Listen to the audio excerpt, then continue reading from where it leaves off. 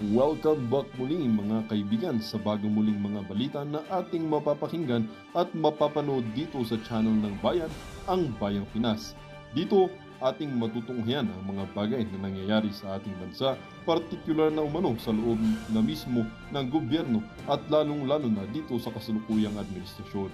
Ngunit bago ang lahat, kung bago ka pa lamang sa ating channel ay siguraduhin mong ikaw ay mag-subscribe, pindutin ang notification bell at syempre piliin na rin ang all upang lagi kang maging updated sa mga balitang bago, totoo at walang bias.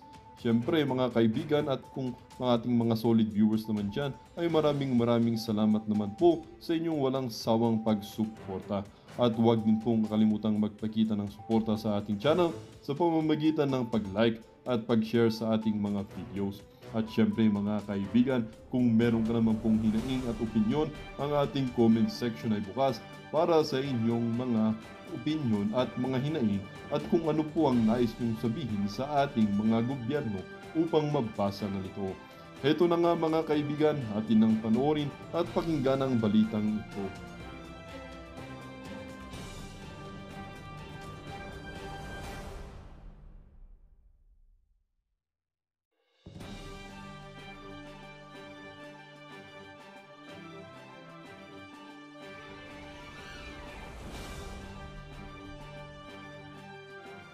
Tama nga pala. Kaya hindi mabira nitong ni Amy Marcos na, "Uy, magpa-hair follicle test ka. Baka masaktan ho ang kanyang anak." Panoorin niyo ho ito mga kababayan. Malupit ho ito. Nakita lang ho natin to eh. Okay. That we want to, of Oh. course, clarify lang, no? Oh, ba't gumaganon yung mga bibig nyo? Talaga bang lahi yan? Nasa ano nyo ho ba yan? Nasa jeans nyo? Yung mga panga nyo, yung mga ano nyo, hindi nyo mapigilan. Unang-una, Ba't gumagalaw yung dila mo, sir? Kaya ho yung si Senator Amy Marcos, wag niyo na hong pilitin na i-call out niya yung mga kabagagan ng kanyang kapatid. Baka ho mabalikan siya ni Marcos Jr., baka sabihin pa ng kapatid niya, bago mo ko punahin, unahin mo munang anak mo. Di ba?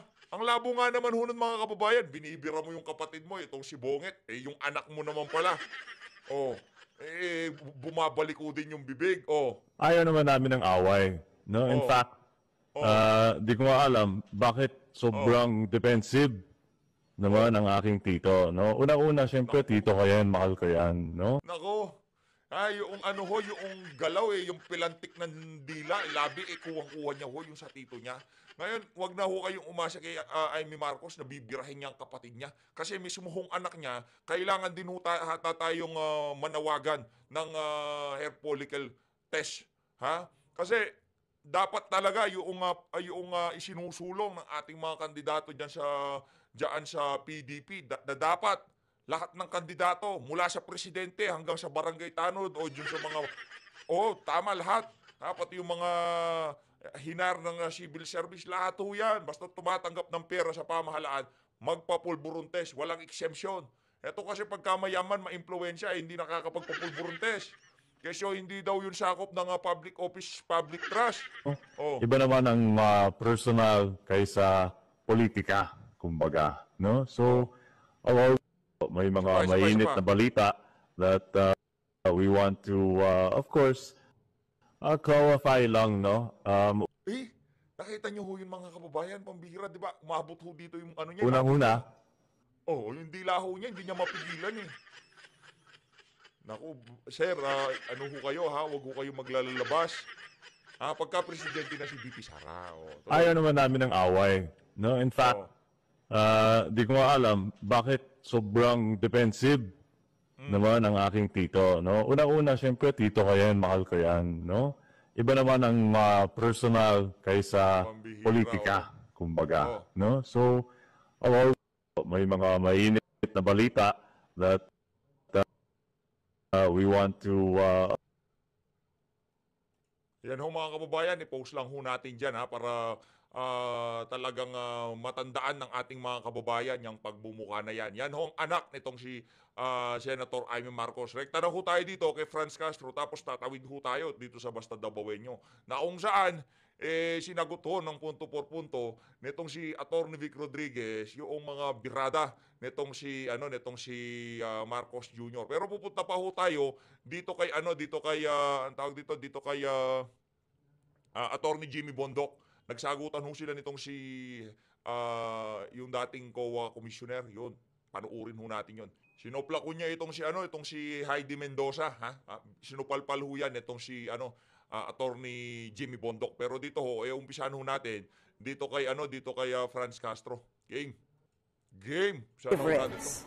Paulit-ulit yun ang itinanggi ang mga alegasyon na ito. Ang tanong ko, paano nyo pa madedepensan ang inyong sarili laban sa mga paratang na ito na galing pa mismo sa military intelligence? Naku. Yan, hindi niya na ho madidinay eh.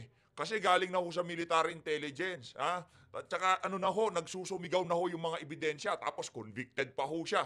Na kung saan yung mga magulang ng mga batang kinuha nila, nagreklamo ho. Kaya yun, convicted ho siya ngayon. Kaya yung sinasabi ni Senator Bato de la Rosa, gusto mong kasuhan itong si dating Pangulong Rodrigo Duterte, gusto mong siyang makulong. Hindi nga convicted si Tatay Digong, papakulong mo, ikaw convicted. Tumatakbo ka pa. Diba? Ironic nga naman. Tuloy. Ako, inaamin ko, mula nung estudyante ako, ay aktivista rin ako, katulad ni Congressman Teddy Casino. Pinaglalaban natin ang tunay na pagbabago sa edukasyon, sa sistema ng edukasyon, at sa sistema ng ating pamahalaan. Kaya yung sinasabing left, ay inaamin ko yan. Pero Yan. Umamin din ho siya. Na hindi lang ho siya basta sympathizer na makakaliwa, talagang makakaliwa ho itong si Franz Castro. Again, wala hong problema, hindi ho kasalanan ng pagiging makakaliwa. Wala hong problema yan. Kaso yung ideolohiya ho nila, yung mga makakaliwa na yan, yun ho ang pumapatay sa ating mga kabataan. Yung ideolohiya ho na yun ho yung ideolohiya na kung saan yung mga nare-recruit nilang kabataan, linalabanan yung kanilang mga magulang. Yung ideolohiya na yan, yung ideolohiya ng makakaliwa, yan ho ang naghihimok sa ating mga kabataan na umakyat sa bundok at kalaunan mamatay. Tama, mali? Kaya dyan ho tayo galit. Inamin ho nitong si Franz Castro, makakaliwa daw ho siya. Ngayon, i-deny ho niya na hindi daw totoo yung mga akusasyon, yung conviction sa kanya na nanguha siya ng bata. Paano mo papasinungalingan? Yung ideolohiyang sinasabi mo ng makakaliwa, yun ang ginagamit nyo para mahimok ang ating mga kabataan na magrebelde sa pamahalaan at sa kanilang mga magulang. Anak sila ng bayan, pinanganak lang sila ng magulang nila, dapat silang maglingkod sa bayan. Anak ng tokwa. Huwag na ho tayong maglokohan dito, Franz Castro. Hubad na ho kayo sa sambayan ng Pilipino at kahit na anong pagpapalusot pa ho ang gawin nyo, kumbaga wala na ho kayong maloloko. Especially sa mga kabataan. Nakikita nyo palang parating yan si Franz Castro, magtakbuhan na kayo. Putaw kayo sa mga magulang nyo. Kasi pagka nalaso ng kaisipan nyo sa ideolohiya ng mga makakaliwa na yan, ang sasabihin nyo sa magulang nyo, anak ako ng bayan, pinanganak mo lang ako. Anak ng toko, Ibang klase yung nila, yung kung paano nila, hindi si Franz, yung ideolohiya yung sinasabi ho natin dito. Yung ideolohiya na makakaliwa. Yun ang sinasabi ho natin dito. Ngayon, kung ginagawa yun ni Franz kaso sa mga kabataan, hindi ho natin alam. Hindi ho natin siya inaakusahan. Yung ideolohiyang sinasabi niya, nakabilang siya. Nakinlame niya na makakaliwa siya. Ang tanong, kung yung doktrina ba yun, ipinipreach o ibinabahagi doon sa mga batang kinukuha nila, hindi natin alam. Pero nakakamatay ho yung ideolohiya na yan. Kaya yung mga anak nyo, obserbahan nyo ho.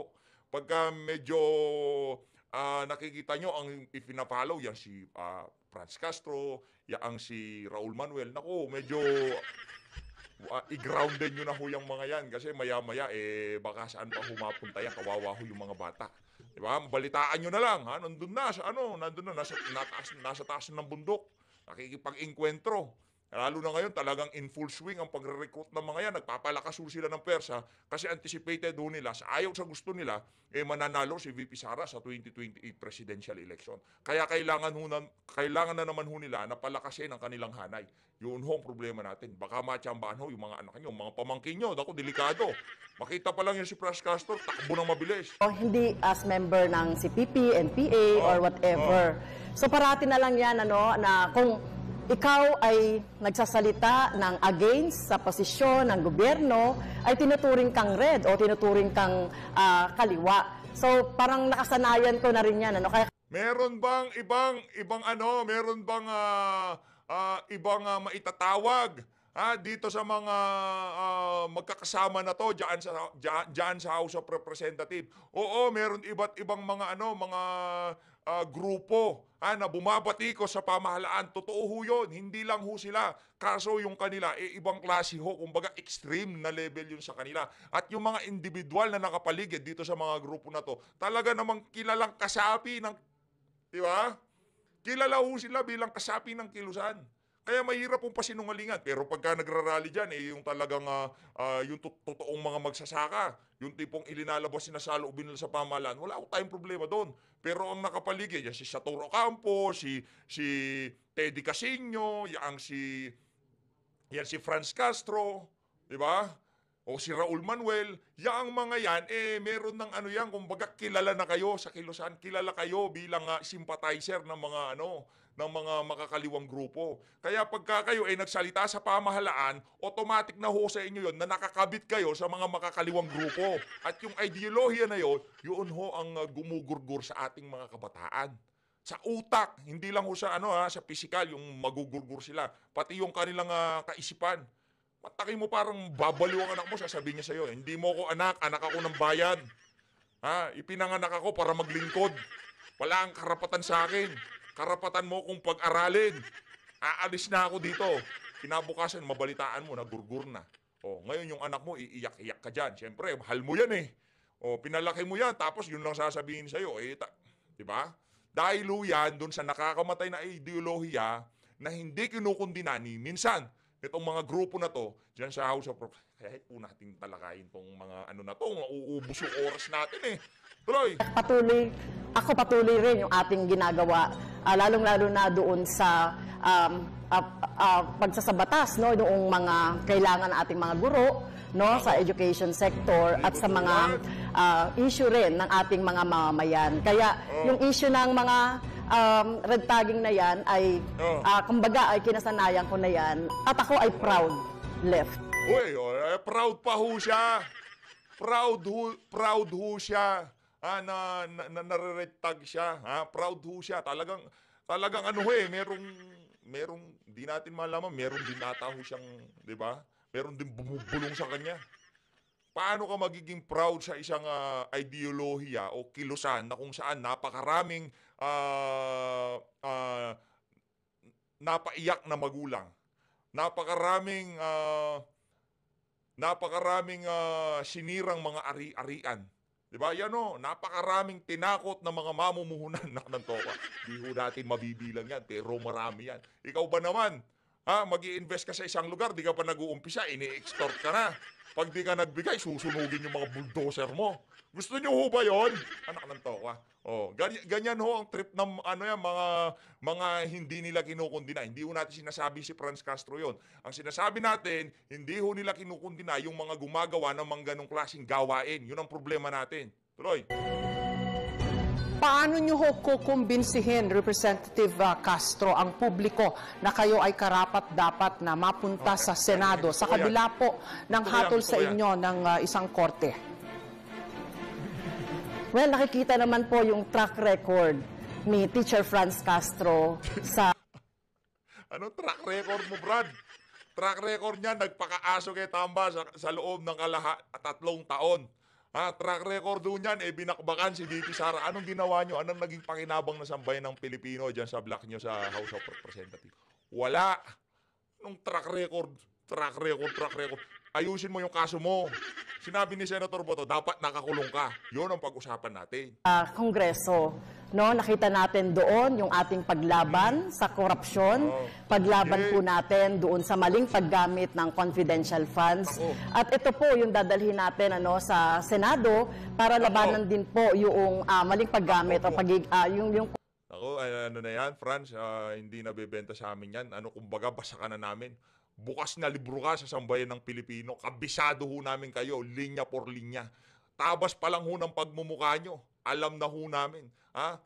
Ano pa lang, kahit nakatalikod kayo, naaamoy namin ang inyong masangsang na amoy, ika nga. Kahit nga dito sa video, nakikita ko lang yung pagmumukha ni Franz Castro, parang nababahuan na tayo eh. Ganun ho kadumi ang pagkatao ng ali na yan. Kaya kung yung mga maloloko niyan na iboboto yan, isasama sa balota nyo yan, ay naku, sayang ho yung ultimo, yung pang-shade nyo dyan sa pangalan ng mama ali na yan, mukhang lalaki eh. Yung bilog, yung segundong pagsishade nyo dyan, parang sinayang nyo ho ang buhay nyo ng 3 segundo. Kung isishade nyo yung bilog na hugis itlog sa tapat ng pangalan itong si Franz Castro. Rekta ho tayo kay Atty. Jimmy. Balagbag ho ito, matindi to, gang! Ang sagot ko po dito ay hindi agad-agad. Nagkakaisa po. Teka. Ayusin ho natin yung, para malaman nyo yung tanong, no? Yung about to sa confidential fund. Ayusin lang ho natin. Ang pagdidibatihan ho pala nila, ito, pagtanggal ng confidential at intelligence fund sa non-intel agencies. Ito ho, pakinggan ho natin ang mga sagot nitong si Atty. Jim Bondoc at former COA Commissioner Heidi Mendoza. Okay? Mendoza at kontra naman si Attorney Jimmy Bondoc. Alamin natin kung bakit pabor si dating COA Commissioner Heidi Mendoza. You have 30 seconds po. Mga minamahal kong kababayan, napakinggan natin at napanood ang talakayan sa Kongreso kung paano ginamit ang intelligence funds. Rumampa si Mary Grace at 125 million inubos sa 11 araw. Sa gitna ng kahirapan, tumataas na gasolina, nagugutom at hindi nakakapasok ang mga dapat nasa eskwela. Bakit natin bibigyan ng confi funds ang mga ahensyang walang direct na mandato sa national security? Hindi porke naging COA Commissioner ka, madam. Attorney, sandali lang ha. Sagot ko lang ganito sa'yo, ganito. Yun lang ang sagot ko sa'yo. Anak ng toko, talagang palung-paluho kayo, madam ha. Talagang ramdam ko yung pagiging anti-Duterte nyo ha. Yung kumukulong dugo, yung talagang nagsisil, kumaga, talagang gigil na gigil kayo kay VP Sara. Pero yung 135 million na nawaldas, hindi ho sa hindi ho sa 11 days. Literal, nawala akong kinapuntahan. Yung tawag dito, yung mga balota ng COMELEC na natapon dahil sa kapalpakan nitong si George Garcia, 135 million. Bakit hindi kayo nag-iiyak doon? Yun literal. Diretso sa inodoro yung mga yon. Kasi mali yung pagka-imprenta eh. Di ba? Ba't doon hindi kayo nag-iiyak? Doon kay VP Sara, 125 million. Ang dami niyong winaldas. Baka nga yung nagastos doon sa hearing, doon sa pagpapadalo ng mga resource person, mahigit pa ho doon sa hinahanap nating 125 million. Na kung saan napaliwanag naman at pinapaliwanag ni VP Sara sa Commission on Audit dyan sa COA.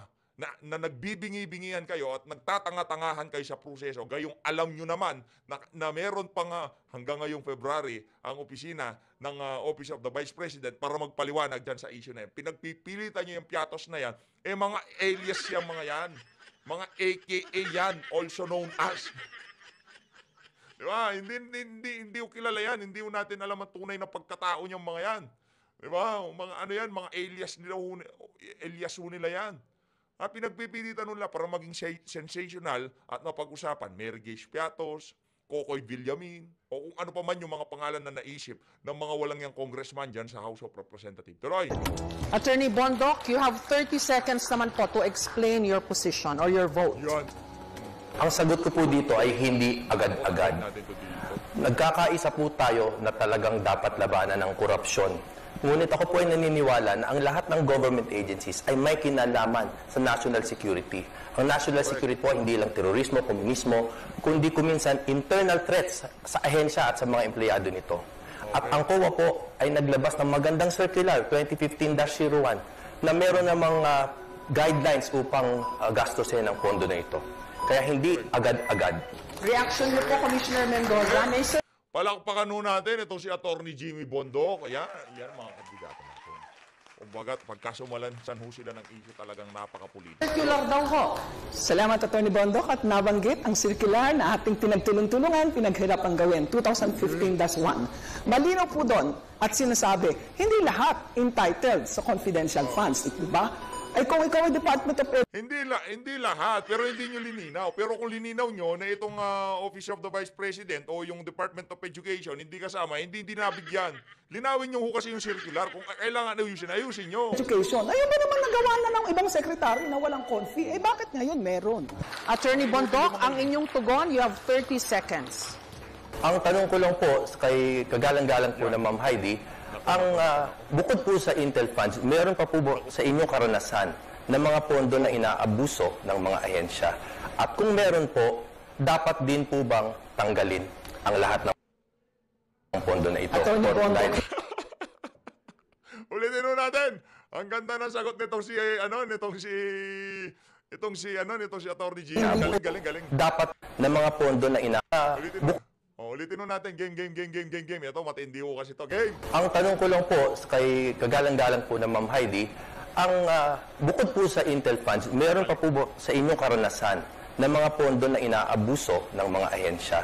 At kung meron po, dapat din po bang tanggalin ang lahat ng pondo na ito? Attorney Bondok, dahil hindi po inaabuso? ito issue ng Yun, hindi mo na nasagot.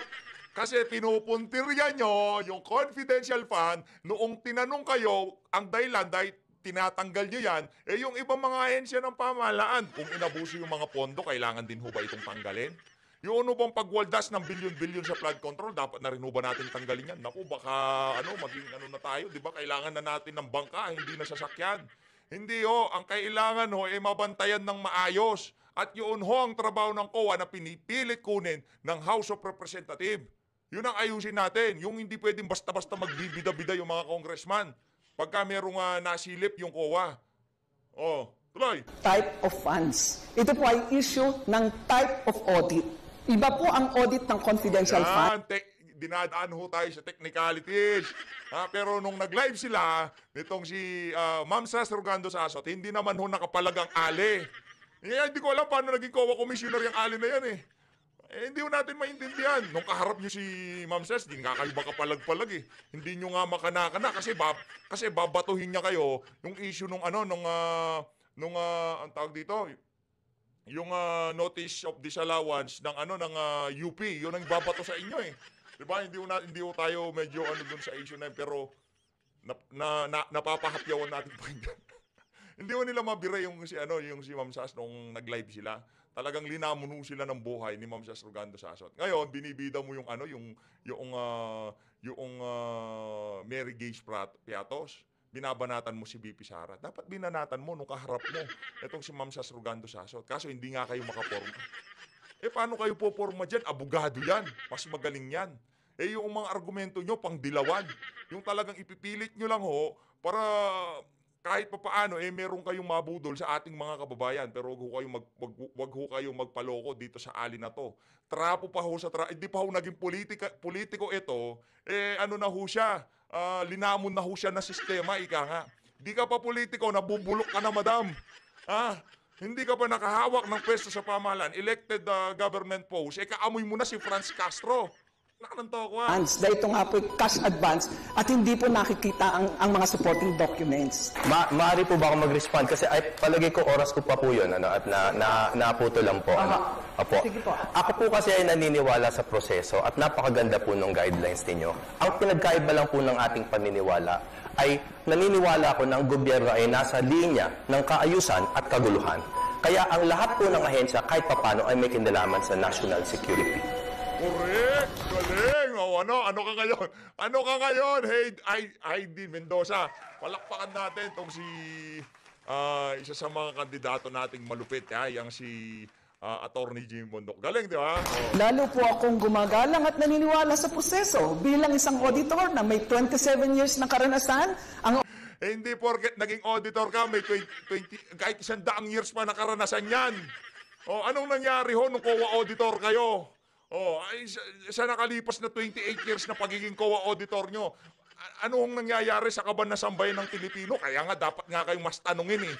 Kaliwat kanan ng korupsyon sa bansa na to, sa nakalipas na dekadang panahon, at kayo ho ay COA commissioner, ano hong nangyari sa pagbabantay nyo sa pondo na sambayan ng Pilipino? Anak ng tokwa, kung papaandaran nyo kami, kala nyo, galing nyo, kala nyo, napakarami nyong naambag sa bansa na to. Naging 28 years kayo, pero still, yung binabantayan yung pera, tayo pa rin ho ang isa sa pinakakurap na bansa sa buong mundo. Palakpakan natin si Heidi Mendoza. Anak ng tokwa, galing nyo, madam. Galing nyo. Hinabang nyo pa talaga na 28 years kayo sa serbisyo sa COA. Hindi na ho kayo nahiya. Kung ako sa'yo, hindi ko na babanggitin yun eh. Tagabantay kayo ng kaban ng bayan, pero kaliwat kanan ng korupsyon sa ating bansa at hindi nyo yun nakikita. Anong ginagawa nyo sa loob ng 28 years? Nakapikit kayong ganyan? Pag pinipirmahan nyo, ino-audit nyo yung mga ahensya ng pamahalaan, nakapikit kayo. Ang kapal naman ng mukha mo, madam. Huwag nyo ho kami paandaran ng ganyan. Hindi ho yan gagana, madam. Pinaandar mo na naman ng makina ko. Huwag ganon. Huwag ganon. Di pwede yun. Papaandaran tayo ng 28 years na co-auditor siya. Ha? Saka nakalipas na 28 years ng bansa na to. Kung di una, lagi ho tayong nasa top corrupt government in the world.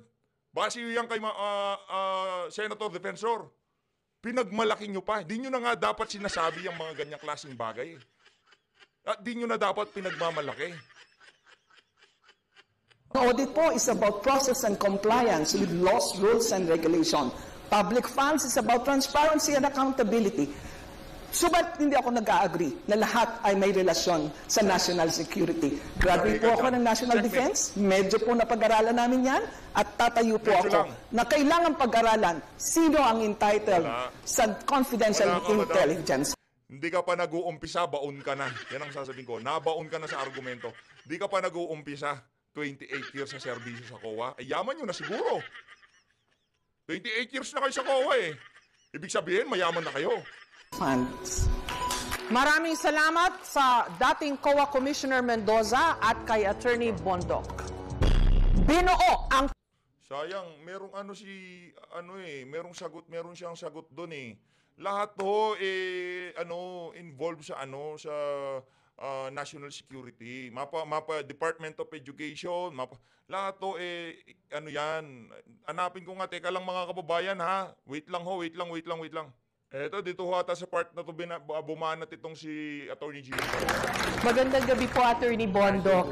Dati po kayong opisyal ng PAGCOR under the Duterte administration. Ito rin po yung panahon na naging maigting po ang operasyon ng POGO sa ating bansa. At natatandaan ko po, dinipensahan nyo po yung operation ng POGO kasi sabi nyo po, malaki naman ang contribution ng POGO sa social funds ng PAGCOR.